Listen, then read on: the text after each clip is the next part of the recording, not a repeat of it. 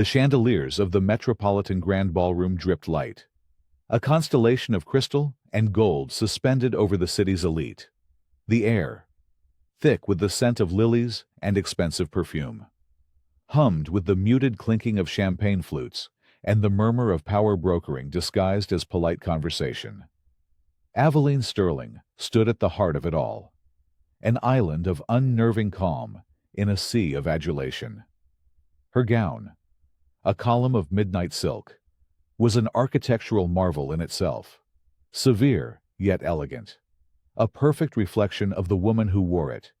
She had just accepted the Corman Prize, the most prestigious award in American architecture, for her visionary design of the new Harlem Arts Center, a project that was more than a building. It was a reclamation. Tonight was meant to be her coronation. At 34, she was the youngest architect and the first black woman to ever win the Corman. Her victory was a testament to a will forged in fire and tempered by years of relentless, silent work. She had outmaneuvered rivals, charmed benefactors, and designed a structure that critics were already calling the most important cultural landmark of the new century. She held her award, a cool, heavy sculpture of polished bronze, and offered the room a small, controlled smile that did not reach her eyes. The master of ceremonies, a genial former mayor, returned to the podium, and now, to say a few words about the importance of civic patronage and to introduce our final speaker. We have a man whose name is synonymous with the New York skyline itself, the chairman of Thorne Consolidated, Mr. Julian Thorne. A ripple of amplified deference passed through the room. Aveline's smile didn't falter, but the bronze in her hand suddenly felt colder. She had known he would be here, in this world of intertwined fortunes and familial dynasties. Their orbits were doomed to intersect. Julian Thorne ascended the stage, his movements fluid and predatory. He was handsome in the severe, patrician way of old money, with a smile that was a masterpiece of cordial menace. He owned half the buildings in the city and held a mortgage on the ambitions of the other half. He was also the ghost that haunted every one of her successes. "Thank you, Mayor," Thorne began, his voice a smooth baritone that wrapped itself around the microphone. He beamed at the audience, a king surveying his court. What a magnificent evening. It is truly a wonder to be here, celebrating the future of our great city, a future shaped by visionaries like Aveline Sterling. He turned his smile on her. It was a weapon, and he aimed it with surgical precision. "I've known the Sterling family for a very long time," he continued, his tone shifting into one of faux nostalgic warmth. "My father, Arthur Thorne, and Aveline's father, the late, great Samuel Sterling, were contemporaries. They were both builders. You see, men of tremendous ambition, from very different worlds, each striving to leave his mark on the city." Aveline felt a familiar tightening in her chest. He was doing it. Right here. In front of everyone. He was drawing the line, reminding them all of the chasm that had always separated the Thornes from the Sterlings. "My father believed deeply in philanthropy," Thorne said, his eyes scanning the rapt faces in the audience. "He believed in giving a leg up to the less fortunate, in creating opportunities where none existed. He always said that true progress is measured by how we lift up those from challenging backgrounds." The words were elegant, coated in the veneer of progressive noblesse oblige, but the message was brutally clear. Challenging backgrounds, less fortunate. He was framing her achievement not as the result of genius, but as an act of charity, a product of social engineering. He was reducing her Corman Prize to a diversity initiative. Aveline's grip on the award tightened. She kept her posture perfect, her expression serene. She had learned long ago that in their world, the first one to show emotion lost. Thorne wasn't finished. He moved to the edge of the stage, his voice dropping into a more intimate, Conspiratorial register. It's a remarkable story. Isn't it a story of resilience? To rise from such ashes. There it was, the final, perfectly placed stiletto. Ashes. The word hung in the air, a wisp of smoke that only a few in the room would fully understand. But Aveline felt it like a brand. It was a direct reference to the fire, the cataclysm that had destroyed her father's construction business 20 years ago, incinerating his dreams and shattering their family. A fire whose origins were shrouded in whispers and suspicions. Whispers that had always included the name Thorne. He was not just diminishing her success. He was mocking her trauma. He was dancing on her family's grave in a bespoke tuxedo. And the crowd, mesmerized by his power, was applauding him for it. He raised his glass.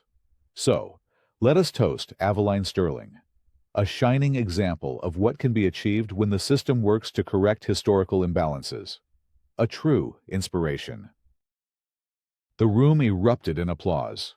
They were cheering a narrative of uplift and generosity, completely oblivious to the public assassination they had just witnessed. Thorne descended the stage and walked directly toward her, his hand outstretched.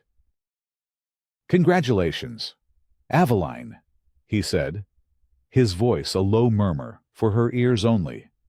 "Your father would be so proud to see you benefiting from the very sort of corporate benevolence he never understood." She took his hand. His skin was dry and cool.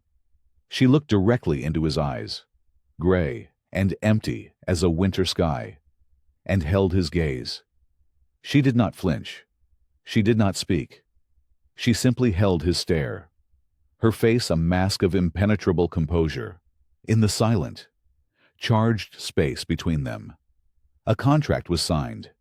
He had thrown down a gauntlet, believing she was too weak, too well-mannered, too grateful to pick it up.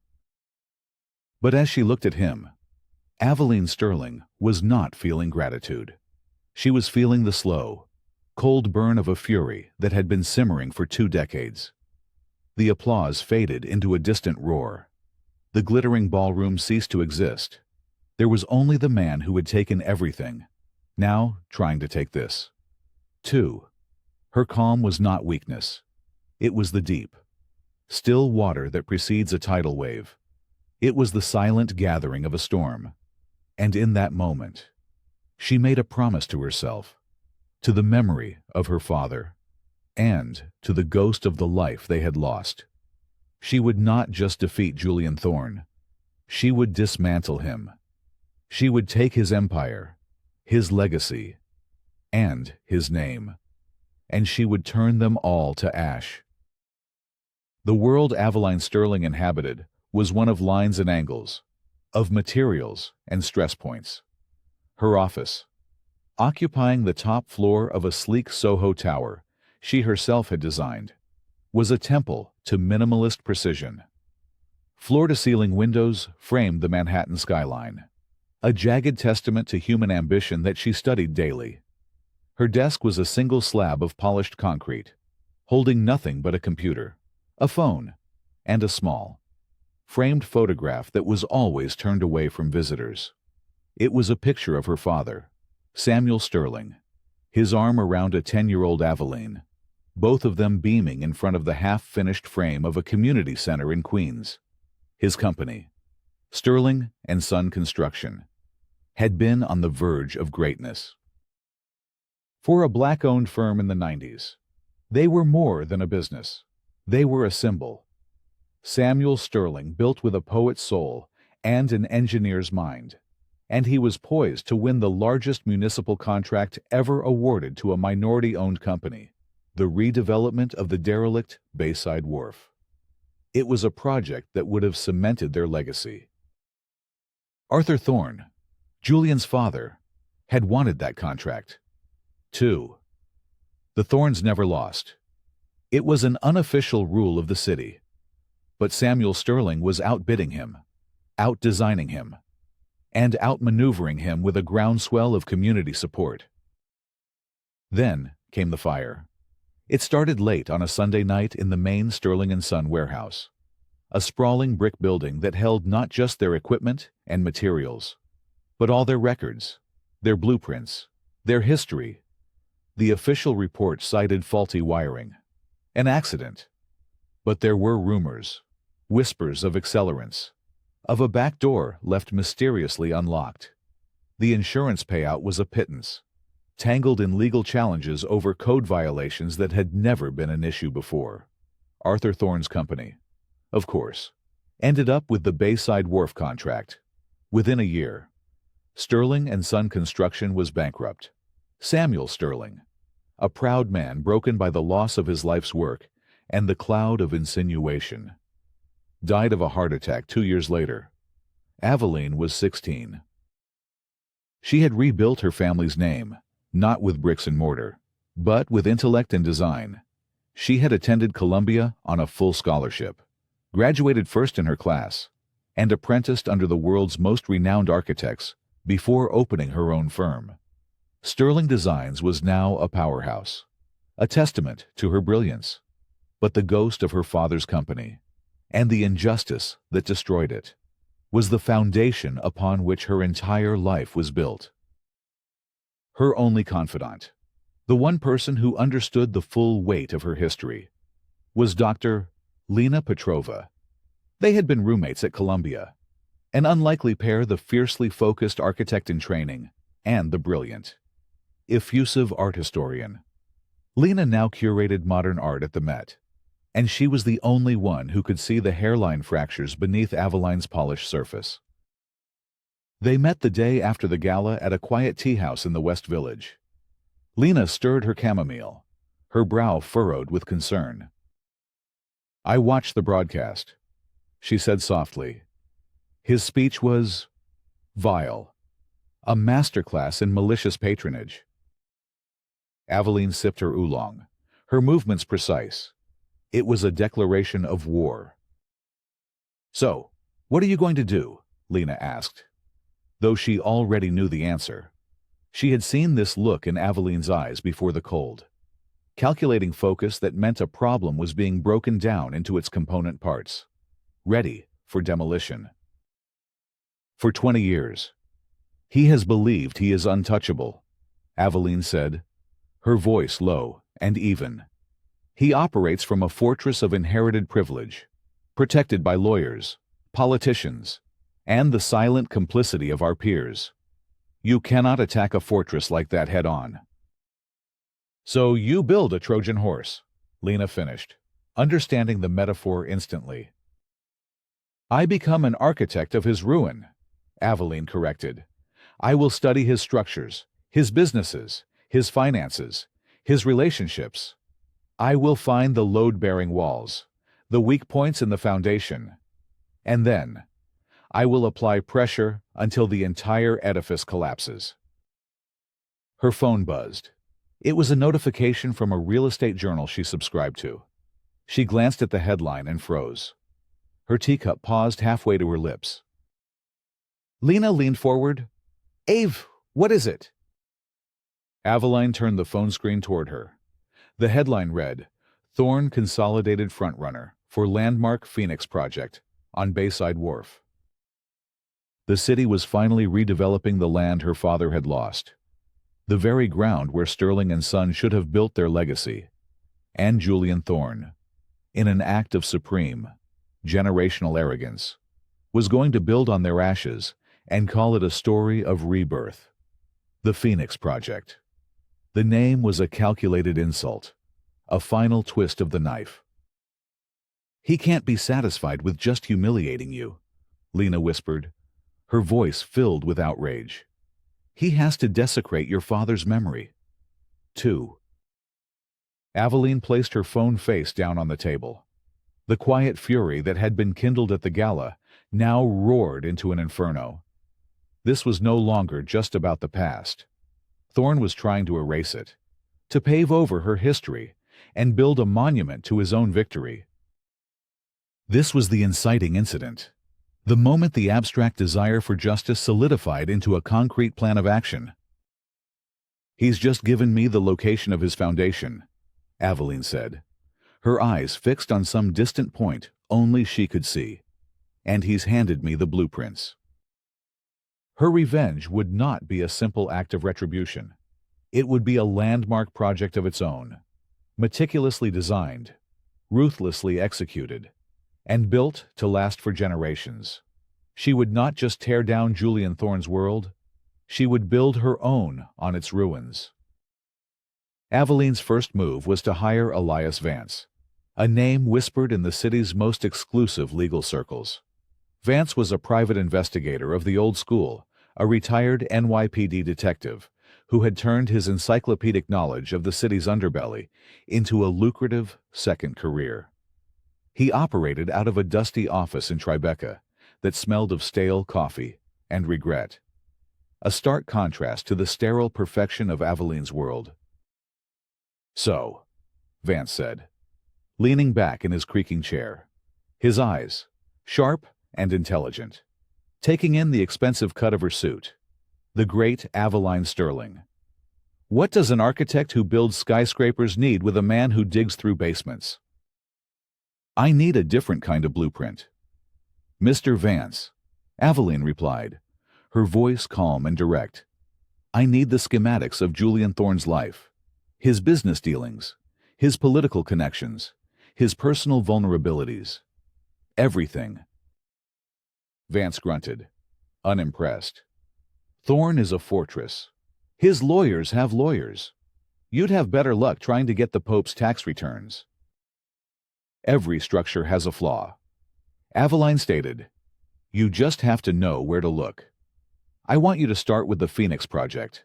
Find out everything about the bid, the zoning variances, the city officials involved, and I want you to reopen the file on the Sterling and Son warehouse fire from 20 years ago." Vance's expression sharpened. "That's a cold case. Colder than my ex-wife's heart. The official story was an electrical fault." "The official story is a lie," Aveline said, her voice unwavering. "I'm paying you to find the truth." She slid a cashier's check across his desk. The number on it made his eyebrows rise. It was more than his annual retainer from his top corporate client. "This is for your time and expenses," she said. "There will be more. I want absolute discretion and total loyalty." Vance picked up the check, studying it for a long moment. "For this amount of money, Ms. Sterling, you can have me followed by my own mother, and I wouldn't tell her your name. You'll have a preliminary report in 2 weeks." But 2 weeks later, Vance's report was a testament to Thorne's impregnability. The Phoenix Project bid was hermetically sealed, a masterwork of legal and financial obfuscation. The city officials involved were untouchable, their careers long intertwined with Thorne's patronage. The old police file on the fire was even more of a dead end. Key documents were missing, and the lead detective had retired to Florida and conveniently developed a case of selective amnesia. "He's got the whole system locked down," Vance told her over a secure line. "Every door I knock on is either slammed in my face or opened by one of his lawyers. It's like trying to punch a ghost." It was her first major obstacle, a powerful reminder of the scale of the challenge she had undertaken. Thorne's influence wasn't just a wall, it was an entire ecosystem designed to protect him. Aveline realized she couldn't break in from the outside. She needed someone on the inside. Her search led her to Marcus Cole, a vice president of urban development at Thorne Consolidated. Cole was ambitious, brilliant, and visibly chafing under Thorne's tyrannical management style.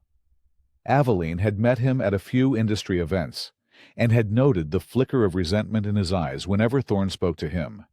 He was her way in. She arranged a chance encounter at a gallery opening curated by Lena, surrounded by abstract sculptures. Aveline approached him, her demeanor casual and friendly. "Marcus, good to see you," she said warmly. "Congratulations on the Phoenix Project. It's a bold vision." Cole's smile was tight. "Thank you. Aveline, We're very excited. Julian has a very specific vision for the site. I'm sure he does, Aveline replied, her tone laced with a subtle empathy. He's a man who values loyalty, as long as that loyalty is directed entirely at him. She saw a flicker of recognition in his eyes. She had hit a nerve. He's a demanding boss, Cole conceded carefully. He's a tyrant, Aveline said, her voice dropping. He takes credit for your ideas and blames you for his mistakes. I've seen him do it. You're one of the brightest minds in this industry. Marcus, you deserve to be building your own legacy, not just polishing his. She let the words hang in the air, a carefully constructed bridge between them. She wasn't asking for anything. Not yet. She was simply validating his own secret frustrations, making him feel seen. Over the next few weeks, she cultivated the connection. An email praising an article he'd written, a brief coffee meeting to discuss a potential collaboration. She was a patient strategist, slowly building a foundation of trust. She learned that Thorne had recently passed him over for a promotion, giving it to a less qualified nephew instead. It was the crack in his loyalty she had been looking for. Finally, in the hushed, leather-scented interior of a private club in Midtown, she made her move. Marcus, she said, her voice barely above a whisper, Julian Thorne destroyed my family. I have reason to believe the Phoenix Project is rooted in the same corruption that ruined my father. I am going to expose him. You can either be collateral damage when his empire falls, or you can help me ensure that justice is done. Cole was pale. What are you asking me to do if he finds out? My career is over. He won't find out, Aveline assured him. I just need information. Internal memos, financial projections, emails related to the zoning applications for the Phoenix Project. Anything that shows the process isn't as clean as it looks on the outside. It was a dangerous gamble, but she had read him correctly. His ambition, coupled with his resentment, outweighed his fear. The next day, a plain manila envelope arrived at her office via courier. Inside was the first trickle of information: internal reports showing that Thorne Consolidated was paying 3 times the market rate to a shell corporation for environmental consulting on the Bayside Wharf site. The Shell Corporation was registered to a holding company owned by the brother-in-law of the city councilman who chaired the zoning committee. It was the first structural flaw, the first hairline crack in the foundation. While Marcus funneled her documents, Elias Vance used them as a roadmap. He followed the money, uncovering a complex web of kickbacks and bribes disguised as legitimate business expenses. But Aveline knew this was just about the present. To truly destroy Thorne, she had to connect his current corruption to the original sin of the fire. Vance focused his efforts on the past. He tracked down retired firefighters, former employees of Sterling & Son, and even old associates of Arthur Thorne. Most were too scared to talk. But then, he found a lead, a former bookkeeper for Thorne's father, now living in a nursing home in Queens. The woman was elderly, and her memory was failing. But she remembered one thing with perfect clarity. Arthur was obsessed with Samuel Sterling, she told Vance, her voice a frail whisper. He couldn't stand that a man like Sterling, a black man, was beating him. After the fire, Arthur was a changed man. He became haunted. He used to carry this old photograph around with him, a picture of him and Mr. Sterling, taken at some charity event years before. He would just stare at it for hours. A photograph, a small, seemingly insignificant detail. But to Aveline, it was a vital clue. It suggested the rivalry was more than just business. It was deeply personal. Then came the breakthrough. Marcus Cole, growing bolder, sent her a password-protected file from Thorne's private server. It contained digitized family archives, Old letters, journals, photographs. Aveline spent an entire night sifting through the digital ghosts of the Thorne dynasty. And then she found it. It was a scanned copy of a letter. The stationery was yellowed, the handwriting frantic and spidery. It was dated 3 weeks after the Sterling and Son fire. It was a suicide note. It was written by Arthur Thorne. In it, he raged not with triumph, but with despair. He wrote of financial ruin, of a deal gone disastrously wrong, and he blamed one man. Samuel Sterling has destroyed me. He wrote, his recklessness, his corner-cutting. He burned down his own business. But he took my future with it. He took everything. Aveline sat back in her chair, the glow of the monitor illuminating her stunned face. This was the midpoint twist, the revelation that changed everything. All these years, she had believed the Thornes destroyed her family out of greed and racism. But the truth was infinitely more complex and twisted. Arthur Thorne had believed her father was the villain. Elias Vance, using the letter as a guide, dug deeper. He found old insurance manifests and shipping records that had been buried for 20 years. Arthur Thorne had secretly invested his entire personal fortune in a new, experimental building material that was stored in the Sterling and Son warehouse. It was a side deal, off the books, that he hoped would give him an edge in the industry. Samuel Sterling, in a rare lapse of judgment, had agreed to store it as a favor, likely in an attempt to build a bridge with his powerful rival.